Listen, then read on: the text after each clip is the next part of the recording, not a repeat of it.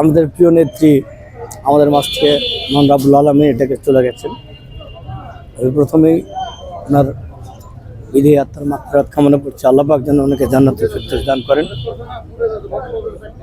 আচ্ছা, আজকে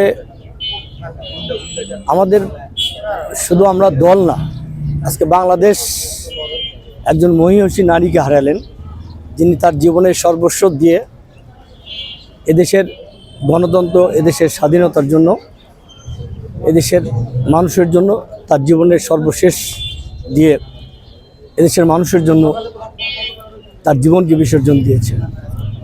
আজকে শুধু দল নাই, এদেশের মানুষ একজন মহিয়সী নারীকে হারালেন, একজন অভিভাবককে হারালেন।